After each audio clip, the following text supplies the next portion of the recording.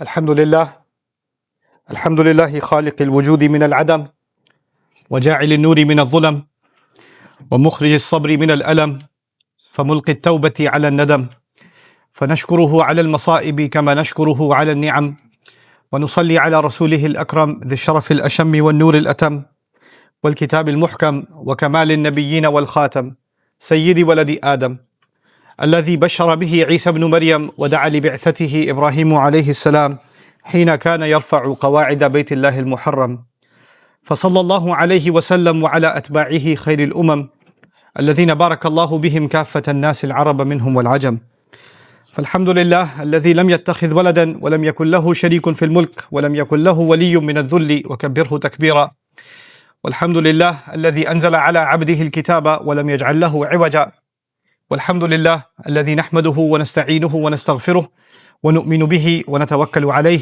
ونعوذ بالله من شرور أنفسنا ومن سيئات أعمالنا من يهده الله فلا مضل له ومن يضلل فلا هادي له ونشهد أن لا إله إلا الله وحده لا شريك له ونشهد أن محمدا عبد الله ورسوله أرسله الله تعالى بالهدى ودين الحق ليظهره على الدين كله وكفى بالله شهيدا فصلى الله عليه وسلم تسليما كثيرا كثيرا أما بعد فإن أصدق الحديث كتاب الله وخير الهدي هدي محمد صلى الله عليه وسلم وإن شر الأمور محدثاتها وإن كل محدثة بدعة وكل بدعة ضلالة وكل ضلالة في النار قال الله عز وجل في كتابه الكريم بعد أن أقول أعوذ بالله من الشيطان الرجيم إن قارون كان من قوم موسى فبغى عليهم وآتيناه من الكنوز ما إن مفاتحه لتنوء بالعصبة أولي القوة إذ قال له قومه لا تفرح إن الله لا يحب الفرحين وابتغي فيما آتاك الله الدار الآخرة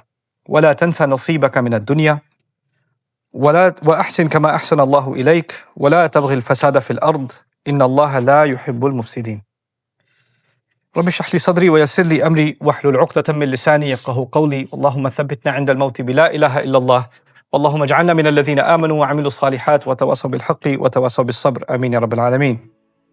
The Quran mentions a number of individuals. Some of them are talked about more, some of them not as much. One of the people that is talked about from the nation of Musa alayhi salam is a man named Qaroon. I've given khutbahs about Qaroon before, but as I revisited these ayat, I realized that there are a lot of things to be discovered here and a lot of things that are worthy of being highlighted that I can benefit for myself. And as a result, فَذَكِّرْ إِنَّ فَعَتِ الذِّكْرَ, remind so long as the reminder has benefit.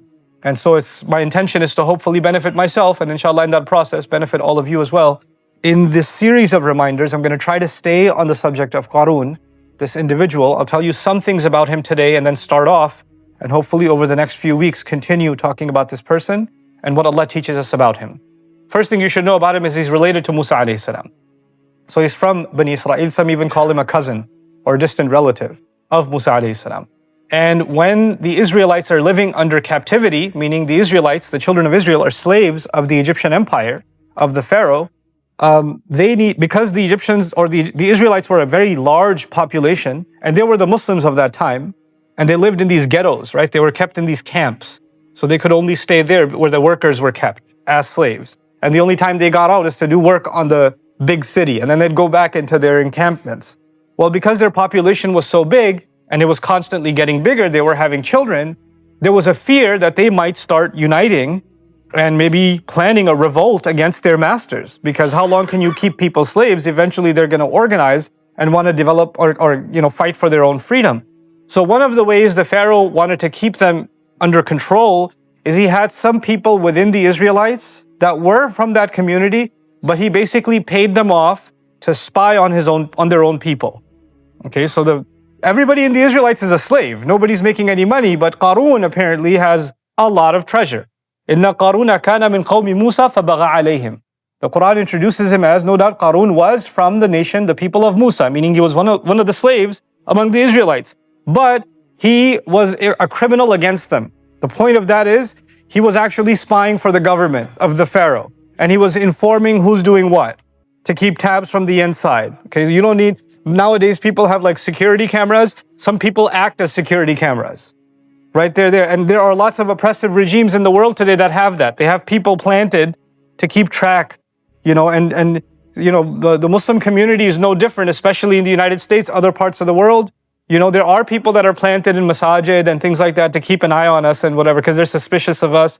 There's one time I remember many years ago, this was a couple of years after 9/11, I was in a masjid in New York, and we were making salah, and this guy next to me, he made ruku', and his government ID fell out of his pocket, and it was one of the authorities' ID. And when we went to sajda, I'm sorry, my peripheral vision, I can't help it. So you're in salah and messed up my salah, because I was like, oh, 3 letters. Anyway, but by the time we get up from sajda, the ID's gone back in the pocket somehow. So the sajda was a good maneuver for him to, but then after the salah was done, he looked at me and he said, "Assalamu alaikum, brother, but I didn't say anything about you yet." So he just, he was straight up about it. So there is such a thing, right? There is such a thing as, people that work for another entity and they have to be planted to keep tabs or whatever. I don't want you to be paranoid. We have nothing to hide. We have absolutely nothing to hide. So it's fine. But his Qaroon's role was to do this, and the government paid him good money to do it. The Pharaoh paid him good money to do it. And as a result of that, everybody lives in the ghetto and he's got a mansion.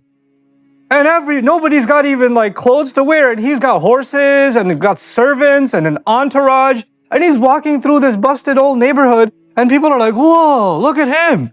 Look at everything he's got. He's so rich. And so he sticks out like a sore thumb. In Texas, you have this phenomenon. Other places where I used to live in New York, we don't have this phenomenon. In Texas, you sometimes have old neighborhoods with old dilapidated homes.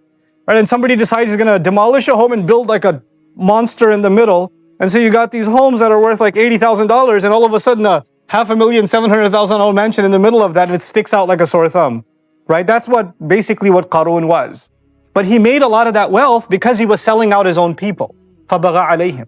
Then Allah described he made so much money that he had to hire servants to carry because he had multiple vaults.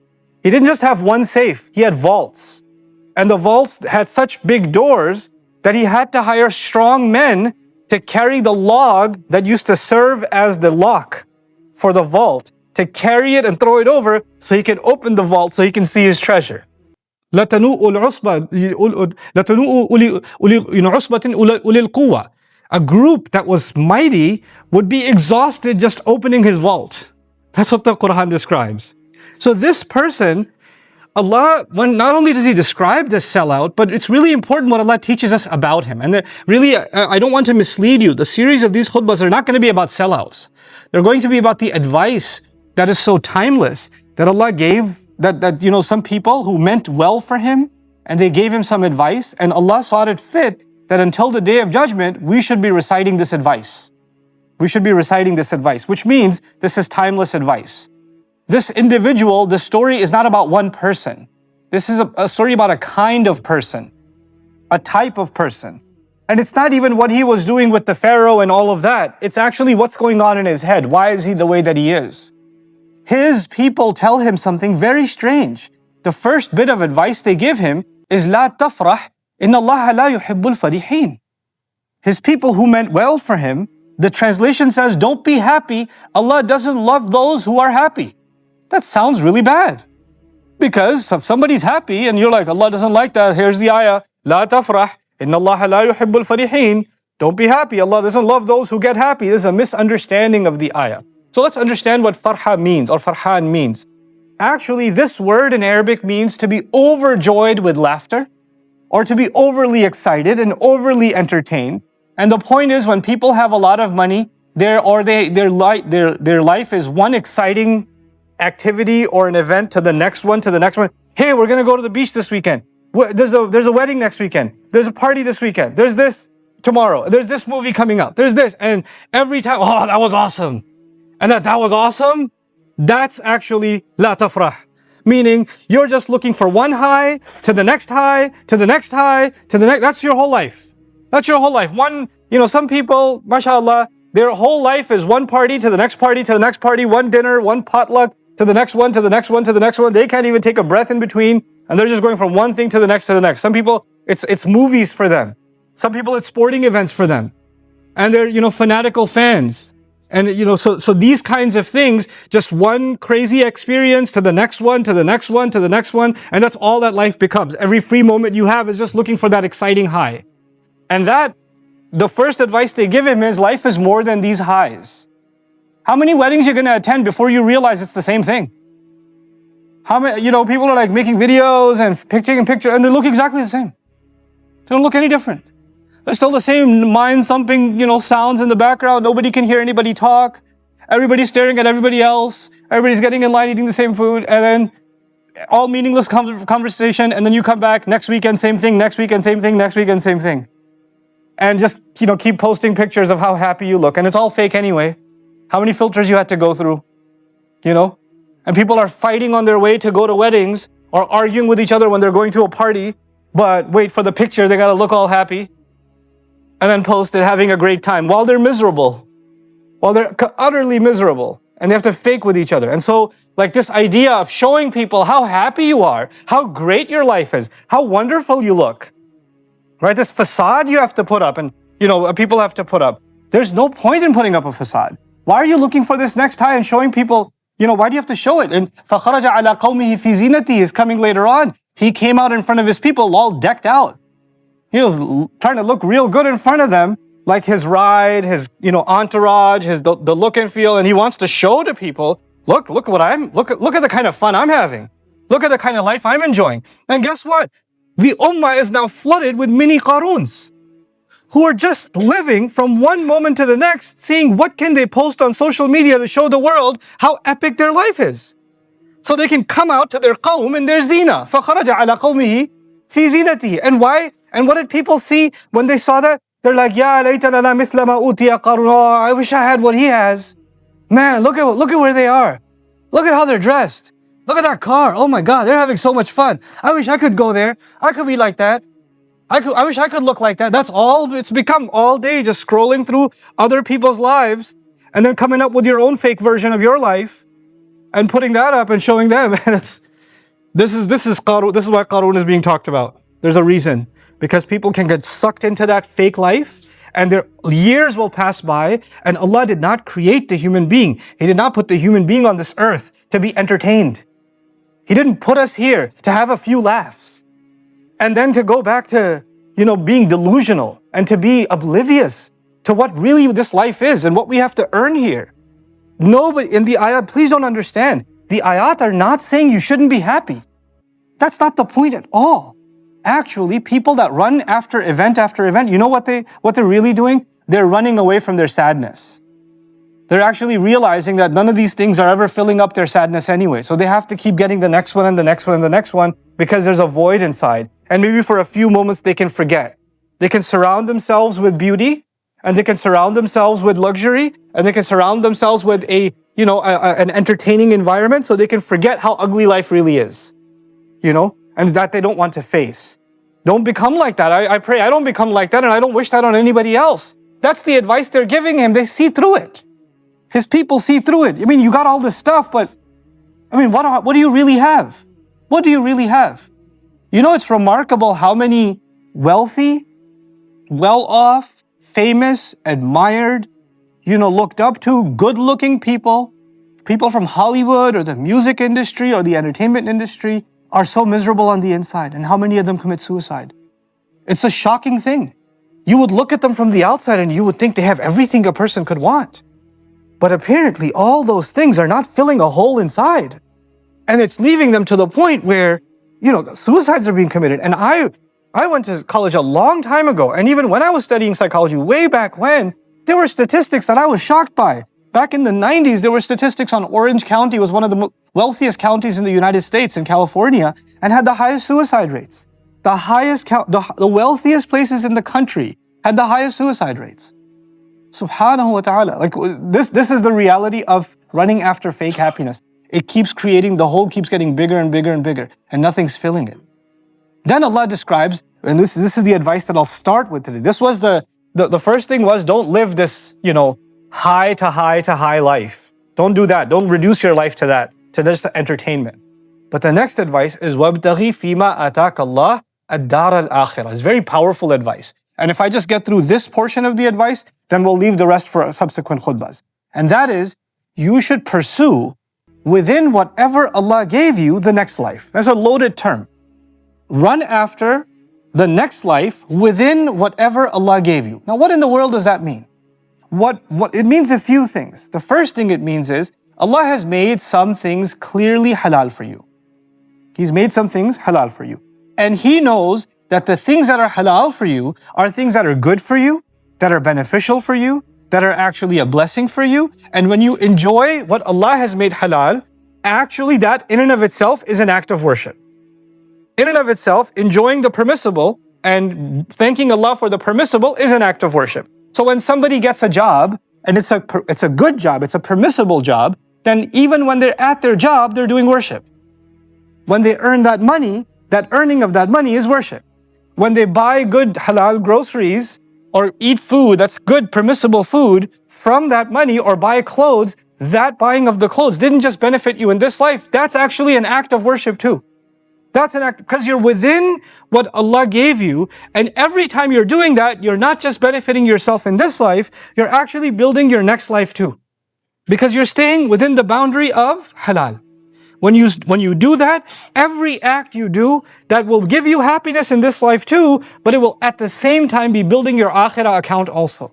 So why not do that? Why not stay within the halal? What does shaitan want you to do? Same thing he wanted our father to do and our mother to do. You've got all these trees that are halal, but the one that'll get you real good life, the one that'll make you real happy, is that one that's haram. You've got a billion trees, but that one is going to look juicier than all the rest. And what's the devil going to come to you and me and do? All the halal is available in front of you, it's open in front of you, it's easy in front of you, but he's going to make the haram enticing. He's going to make that look better. If you really want to be happy, go after that. And the advice given to him is, look, you have money, you have opportunity. Within what Allah has given you, you should look for the next, something that will benefit you in this life and in the next life. Earn in the right kind of way, spend in the right kind of way, spend time in the right kind of way. Everything that your body needs and everything you need or want in this life, there's a halal avenue for it. There's a good, blessed avenue for it. When you go after that avenue, life will be good. Life will be good in this world and in the next world. So وَابْتَغِي فِيمَا أَتَاكَ اللَّهَ دَارَ الْآخِرَةِ. But when somebody hears that and you give somebody who's living the party life that advice and say, listen, you should just do something that will build this life and the next life. You say, oh, you don't want me to have any fun. You just want me, because the more Islamic you get, the more miserable your life is. Look at all the Islamic, oh, that guy looks depressed, he must be Islamic. Oh, these people look so sad, that must mean they're religious. Because the closer you get to religion, the sadder and sadder your life is. I just want to live, I just want to breathe. I just want to enjoy my life. I just want to have some fun. There's no harm in me having some fun. And you know what Allah's response to that is? وَلَا تَنْسَ نَصِيبَكَ مِنَ الدُّنْيَا. Don't forget your portion in this life. Meaning, Allah is saying, yes, stay within the halal. Sure, stay within the halal. But that doesn't mean you're going to have a bad life. That doesn't mean you're going to miss out on anything. There are some things Allah wants you to actually enjoy in this world. I've repeated this in many khutbahs before. I'll remind you as part of this discussion. Allah created this earth and He put trees on it, but He put trees in Jannah too, right? He put rivers here, He put rivers in Jannah too. He put fruits here, He put fruits in Jannah too. He put spouses here, He put spouses in Jannah too. He put meat of birds here, He put meat of birds in Jannah too. He put drinks here, He put drinks there too. He put mansions here, He put mansions there too.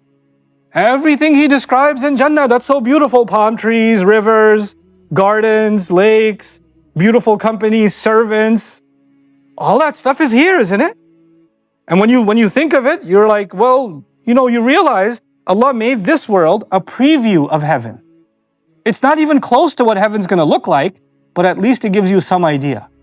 At least it gives you some idea. Because if we never knew what a river is, or what a tree is, and what drinks are, and Allah said, I'll give you drinks in heaven, we'd be like, well, what's that? Why should I be interested? What are palm trees and waterfalls? Why should I even be interested in something like that?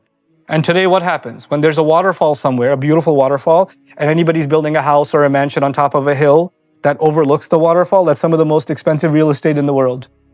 Why? Because what Allah put in Jannah, people see that as Jannah here too. Man, I wish I had a house like that. You see? So Allah made this world to actually give you a preview of heaven. So what He made halal on this earth, وَالَّذِي خَلَقَ لَكُمْ مَا فِي الْأَرْضِ جَمِيعًا, He put it for you to enjoy. And He says, قَلِيلًا مَا تَشْكُرُونَ in Surah Al-A'raf. He says, how little you're grateful. But you know what we do, what the devil comes and tells us is, well, if you stay within the halal, you're going to miss out. There's some stuff you deserve. You wanna be happy? Here's some things that are going to make you happy outside of that. Outside of that. And that's what He wants. And Allah wants us to stay within that and find our happiness, because Allah is never going to make us miss out on what He wants us to be created for. How can we be grateful if we're miserable? You're grateful when you enjoy a blessing. So Allah made the halal actually a means of enjoyment in this life and in the next life. Here's the other piece of this puzzle. When Allah gives us, He doesn't just describe halal as halal, which is permissible. He describes it as tayyib. كُلُوا مِمَّا فِي الْأَرْضِ حَلَالًا طَيِّبًا وَلَا تَتَّبِعُوا خُطُوَاتِ الشَّيْطَانِ. Halal is described as good and pure also. Good and pure means it's good for you and it keeps you away from becoming impure. What does that mean? That everything that isn't halal brings some kind of corruption, is bad for you, and it brings some kind of disease into your life, problems into your life. It doesn't solve my problems, it makes them worse. Shaitan wants to manipulate my emotions and make the haram look good. But when I fall for that trap and I go after the haram, I will only get misery. I'll never get happiness that way. No matter how much he tricks me, no matter how much I fool myself, I just won't find it. وَلَا تَنْسَ نَصِيبَكَ مِنَ الدُّنْيَا. We're going to actually talk a lot more about وَلَا تَنْسَ نَصِيبَكَ مِنَ الدُّنْيَا and وَابْتَغِ فِي مَا آتَاكَ اللَّهُ دَارَ الْآخِرَةِ. Two more dimensions of these portions of the ayah in the subsequent khutbah to come. But for today at least, I wanted to remind myself and remind all of you that life is very, very short. It's very, very short. And you and I have something to show before Allah. We were created for a much, much higher purpose. We did not come on this earth to just find ways to escape our problem. We didn't come for that purpose. We came on this earth for a much higher purpose of doing good. Allah has given us the ability to do a lot of good. And if we don't use our potential and our talent to do something good, we're actually only absorbing it on where all of our energy is directed at ourselves and not actually doing something good in this world. We're missing out on the huge burden that Allah put on top of us. So I pray that we internalize that and we're able to really see for ourselves, what good am I going to leave in the world? What good am I going to do? And how much of my thoughts are just about myself and what I want and what I need, and how much of my time, energy, and pursuits are actually about, one, staying within the halal, and two, actually doing something for others, actually spreading some kind of good, doing something of benefit. And I pray all of us become people of benefit. You don't have to benefit millions. You can benefit one person next to you. You can benefit a child. You can benefit a family member. So long as you're being of some kind of benefit, then at least there's some purpose more than yourself, more than myself in this life. I pray Allah gives all of us that. Barakallahu li wa lakum fil Qur'an al-Hakim wa nafa'ani wa iyyakum bil ayati wa dhikri al-Hakim. الحمد لله وكفى والصلاة والسلام على عباده الذين اصطفى خصوصا على أفضلهم وخاتم النبيين محمد الأمين وعلى آله وصحبه أجمعين. قال الله عز وجل في كتابه الكريم بعد أن أقول أعوذ بالله من الشيطان الرجيم إن الله وملائكته يصلون على النبي يا أيها الذين آمنوا صلوا عليه وسلموا تسليما. اللهم صل على محمد وعلى آل محمد كما صليت على إبراهيم وعلى آل إبراهيم في العالمين إنك حميد مجيد. اللهم بارك على محمد وعلى آل محمد كما باركت على إبراهيم وعلى آل إبراهيم في العالمين إنك حميد مجيد. عباد الله رحمكم الله اتقوا الله إن الله يأمر بالعدل والإحسان وإيتاء ذي القربى وينهى عن الفحشاء والمنكر ولذكر الله أكبر والله يعلم ما تصنعون. أقم الصلاة إن الصلاة كانت على المؤمنين كتابا موقوتا.